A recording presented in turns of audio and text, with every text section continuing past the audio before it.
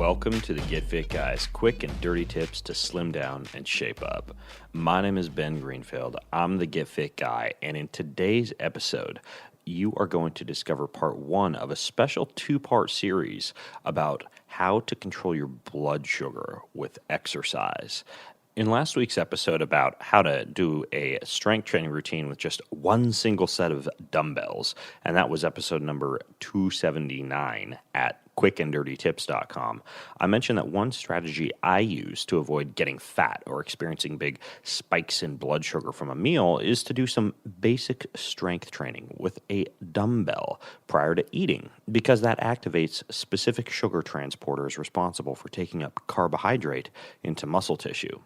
Well, this is actually a very important topic, since not only are type 2 diabetes rates rising both in the United States and globally, but so are a host of other chronic disease and weight issues directly related to high blood sugar. Characterized by insulin resistance and chronic high blood sugar levels called hyperglycemia, type 2 diabetes can lead to things like neural and metabolic dysfunction, and is also a significant risk factor for cardiovascular disease. Well, when blood sugar is chronically elevated, the insulin released by the pancreas becomes progressively less effective in bringing blood sugar levels down, and ultimately, pancreatic tissues begin to suffer damage. Now, granted, there is some evidence, and I'll link to it in the show notes for this episode number 280 at quickanddirtytips.com, that shows that pancreatic damage can be reversed with some lifestyle and food strategies. Now, although blood sugar can slightly rise in response to things like stress, hard exercise, or long periods of sedentary time, blood sugar most typically rises most significantly after a meal. And studies show that these post-meal or postprandial hyperglycemic spikes are the most likely to lead to vascular complications, especially when compared to elevated fasting glucose levels. So, when it comes to controlling high blood sugar, your body has two choices: get rid of the blood sugar as potential energy via uptake into the muscles, or store the blood sugar in fat tissue. So, in this two-part series, I'm going to give you 4 ways to control your blood sugar without it simply getting partitioned into fat tissue. You'll learn how to get rid of stubborn carbohydrate-related body fat, and even reduce your risk of diabetes based on the latest medical research on exercise and blood sugar. And of course, I should begin by clarifying the fact that I am not a physician, and this isn't to be interpreted as medical advice, so please talk to a licensed medical professional about any chronic disease or health conditions related to high blood sugar. Now, before discovering why certain movements and exercise strategies can lower or stabilize your blood sugar, it's important to understand how sugar gets transported into muscle in the first place. The entry of glucose into muscle cells is achieved primarily via what is called a carrier-mediated system, which consists of small protein transport molecules. One of these molecules is called GLUT1, GLUT-1, and it's normally found in the sarcolemmal membrane, which is a sheath that surrounds your muscle fibers. It's also thought to be involved in glucose transport under basic resting, non-active conditions. Well, when the hormone insulin gets released by your pancreas, which is something that can happen after a large meal of either protein or carbs, glucose transport can be accelerated even more because that insulin upregulates the activity and the number of yet another sugar transporter called GLUT4, which, just like GLUT1, is found in skeletal muscle. It's also found in cardiac muscle and in adipose tissue, and helps GLUT1 transporters get even more sugar and storage carbohydrate into these areas. So think of it this way: insulin causes fat cells and muscle cells to soak up energy, and if your muscle cells are already full, which is often the case without the strategies you're about to learn in this article, then most of the energy winds up getting converted and driven into fat cells. But here's the amazing thing: exercise can upregulate GLUT4 transporters just like insulin can, without an actual release of insulin from the pancreas. That means fewer chronic disease risks related to constant surges of insulin, and a higher likelihood that carbohydrate and protein energy from food gets partitioned into skeletal muscle and cardiac muscle rather than into adipose tissue. Exercise can even increase not just the activity, but also the number of GLUT4 transporters you have available.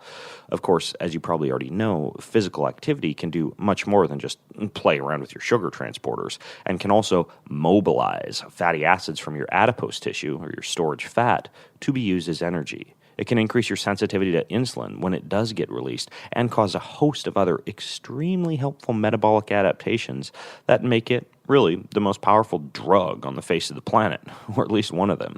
So let's look at 4 highly effective ways to maximize these blood sugar controlling benefits of exercise, shall we? Now, blood sugar control strategy number 1 is to strength train. Before diving into strength training, it's important to understand the concept of something called glucose threshold. What the glucose threshold is it's the point at which sugar output and uptake are in balance. If you're above the glucose threshold, then your glucose levels rise and you have high blood sugar. And if you're below the glucose threshold, your blood sugar levels fall or stay the same. Now, when it comes to this glucose threshold, research has found that when you strength train, the ability to drive glucose into muscle tissue from strength training occurs. And thus your ability to cause a decrease in your glucose threshold can occur when you lift weights. And it can be weights that are as low as 30% or slightly lower of your single repetition maximum. That's surprisingly not that heavy or difficult and means you can control blood sugar and upregulate sugar transporters with even lighter body weight exercises. Let's take a closer look at the study that found this. In it, test subjects, both diabetic and non-diabetic, overweight, middle-aged men with some resistance training experience were assigned to a low or moderate intensity exercise protocol. Both protocols consisted of a weight training circuit of 3 sets of 30 reps of 6 basic weight training exercises: leg extension, bench press, leg press, lat pull down, leg curl, and seated row. They were covered for 15 to 20 seconds between exercises and for a full 2 minutes between circuits. Now, they used pretty light weights, about 23% of their 1 rep max. That was the low intensity group, and about 43% for the moderate intensity group. Then the researchers measured blood sugar and something called RPE, or rating of perceived exertion, in both groups, both between sets and every 15 minutes during a 2-hour post-exercise resting period. Now, the subjects also ate a 285-calorie breakfast 2 hours before the test. Now, blood sugar levels in the non-diabetic subjects fell initially during exercise, then rose after exercise, and that's typical since the body releases some sugar into the bloodstream to support exercise. That's a process known as glycogenolysis. And then the blood sugar levels leveled off again. There's no surprises there.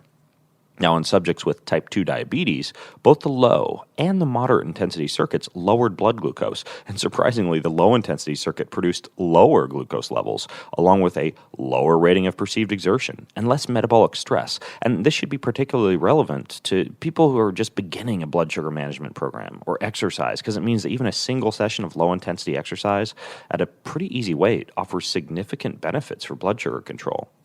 Now, before leaving the topic of strength training for blood sugar control, it's important to understand that the heavier and more intense your strength training, especially if you're already fit, the more rapidly you're going to deplete your muscle and your liver glycogen levels, and the higher your post-exercise metabolic rate's going to be. That means the greater your blood sugar control can be. So eventually you should progress to heavier workouts and heavier strength training strategies. But it's important to realize even lightweight training suffices for basic blood sugar control. All right. Here's strategy number 2, pre-breakfast fasted cardio. Now, a study in the Journal of Physiology suggests this second potent strategy for controlling blood sugar, especially in response to a meal: exercise before breakfast in a fasted state. Now, in this study, researchers in Belgium recruited a bunch of healthy, active young men and began stuffing them with what would be considered a pretty poor diet, with about 50% processed, unhealthy fat. And we're not talking extra virgin olive oil and avocados, but more like soy and lard. And they also gave them 30% more calories than the men had been accustomed to consuming. Now, a portion of the men, the control group, didn't exercise at all during this experience, and the rest of the subjects were assigned to one of 2 exercise groups, working out 4 times a week in the morning by running and cycling at a pretty hard intensity for 60 to 90 minutes. Now, here's the kicker. 2 of the groups, the control group, and just 1 of the exercising groups were fed a big carbohydrate-rich breakfast. Now, in the case of the fed exercising group, this meal occurred before exercise, and then they continued to ingest carbohydrates in the form of a sports drink during their workouts. But the second group worked out without eating and drank only water during their training. The researchers did, however, make up for this abstinence of calories in the second group by matching that second group's energy intake with that of the first group, by giving them a big breakfast later on that morning after training, a breakfast exactly comparable in calories to the other fed group's big pre-exercise and during exercise portions. Well, they did this for 6 weeks. And at the end, the non-exercising group had, not surprisingly, packed on an average of more than 6 pounds of fat. Furthermore, they also developed insulin resistance, meaning their muscles were no longer responding to insulin and weren't pulling sugar out of the bloodstream efficiently, resulting in the storage of extra fat in adipose tissue and within muscle. And the men who ate breakfast before exercising gained weight too, although only about half as much as the control group. Surprisingly, just like the control group, though, they also became more insulin resistant and were storing away a greater amount of fat. Well, only the group that exercised before breakfast gained nearly no weight and showed zero signs of insulin resistance. In addition, their metabolic rate changed in such a way that they also burned the fat they were taking in far more efficiently. That's called a higher rate of fat oxidation. And the authors concluded that the exercise training in the fasted state is more effective than exercise in the carbohydrate-fed state to stimulate glucose tolerance, despite a hypercaloric, high-fat diet. Well, what was one significant characteristic of that pre-breakfast exercise group? You guessed it, increased levels of that muscle protein I mentioned earlier, GLUT4, which, as you may recall, is responsible for insulin-stimulated glucose transport and plays a pivotal role in the regulation of insulin sensitivity. Now, one last note here.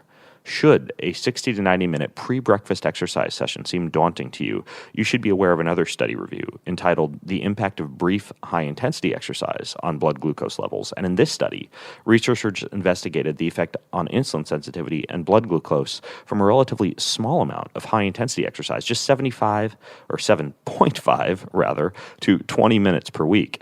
They found that 2 weeks of sprint interval training increased insulin sensitivity for up to 3 days after such an exercise session. They also found that 12 weeks of near maximal intensity interval running for a total exercise time of just 40 minutes a week improved blood glucose to a similar extent as running at a lower aerobic intensity for 150 minutes per week.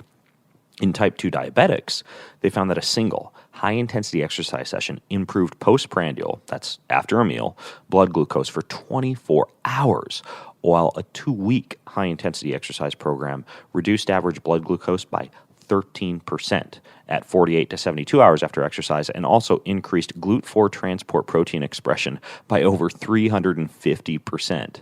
These researchers concluded that very brief high-intensity exercise improves blood glucose 1 to 3 days post-exercise in both diabetics and non-diabetics.